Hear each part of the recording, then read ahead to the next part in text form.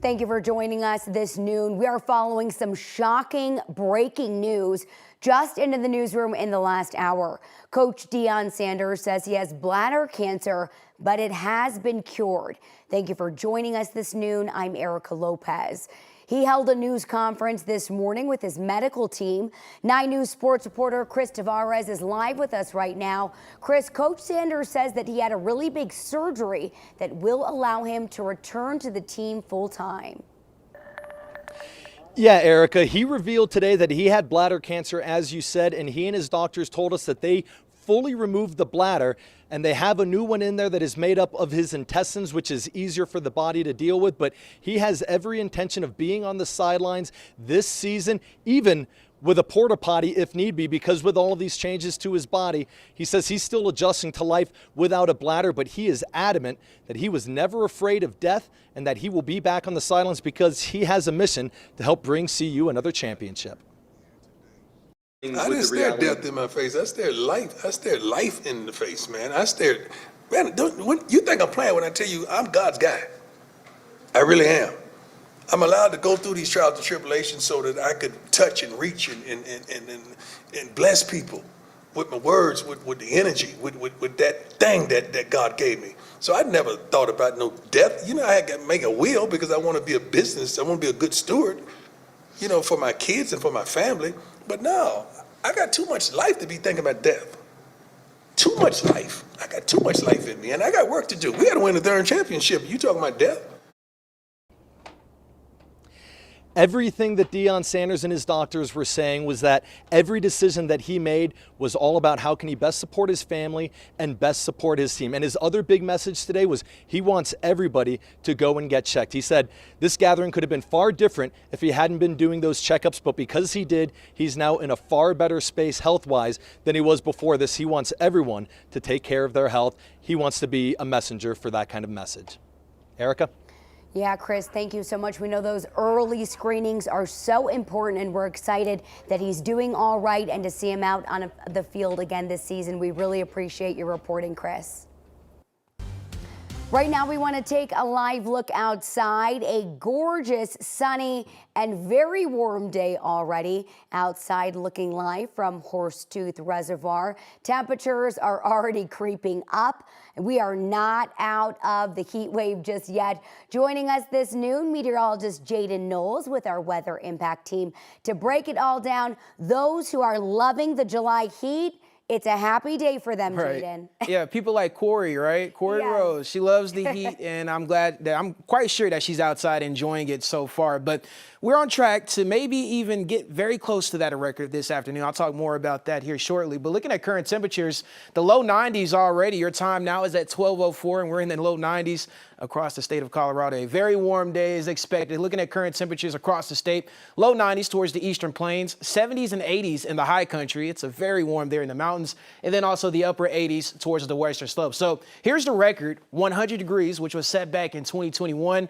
Our forecasted high for this afternoon is 98. I don't think we'll break the record because we're going to see an increase in cloud coverage as we head into the latter parts of this afternoon. But overall, what we're tracking, more rain chances and a big cool down. I have more details about that in my full forecast. Erica? Jaden, thank you so much. It is 12:04. One person is dead after a fiery crash on northbound I-25 this morning. We were following it all morning long. Adams County Fire responded to the scene just a little bit before 4:30 in the morning. It was along I-25 near 84th Avenue in the Thornton area. Authorities say that the vehicle hit the median wall of the side of the interstate and it caught fire upon impact. We know that one person was inside the vehicle at the time of the crash, and we do know that that person died. Authorities have not said what caused the crash. 4 people are recovering after a shooting this weekend in the Lodo neighborhood in Denver. Denver police were called for a shooting near 20th and Market, just a block from Fort Coors Field after midnight on Sunday morning. One victim was taken to the hospital in critical condition. 3 others had minor injuries. So far, police have not released details on a suspect or even what led up to that shooting.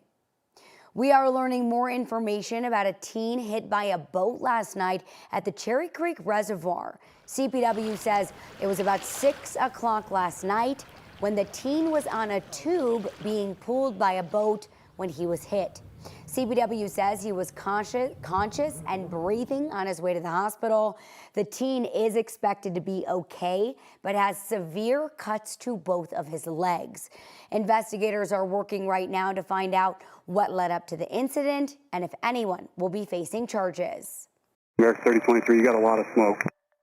America 3023, there was some flames. Looks like the smoke's kind of dying down a bit. And you are actually on fire. America 3023, the fire trucks are leaving the station now. They should be there in about 1 minute. That sound you just heard is from the inside of the cockpit of an American Airlines flight at DIA over the weekend. Today, investigators are trying to nail down why the plane's wheel fell off and then caused a fire. Passenger video shows the moment that tire came off on Saturday. The flight was supposed to go to Miami, but it was aborted. Some passengers told us they could actually smell burning rubber. That had to have been a scary moment. Emergency slides were deployed so that passengers could quickly get off the plane. American Airlines says one passenger was taken to the hospital with a minor injury. The FAA says it is now investigating this incident. Now, this is actually the second incident this year involving American Airlines here at DIA. Now, even more people have joined an ongoing lawsuit against the airline after one of their planes caught fire in March. That plane was heading to Dallas from Colorado Springs when it was diverted to Denver because of engine issues. After landing, the right engine caught fire and everyone evacuated. The lawsuit alleges negligence from the airline, accusing them of not following emergency protocols. American Airlines has yet to comment about the lawsuit. The Coloradan first responders who have been aiding the devastating flood relief efforts in Texas are now back home. Members of Colorado Task Force 1 have spent the last 2 weeks in Kerr County searching through debris, hoping to bring closure to the families of flood victims. They got back yesterday afternoon and say that while they were glad to help in that search, it's still tough that they could not find every last person. We know 137 people were killed in flooding in that event. The lawmakers are slamming FEMA over its alleged slow and unprepared response. They're also pointing out claims that it failed to answer thousands of survivor calls in the days after the disaster. A report from the New York Times claims that only 16% of calls were answered, but FEMA's acting administrator called that claim fake news.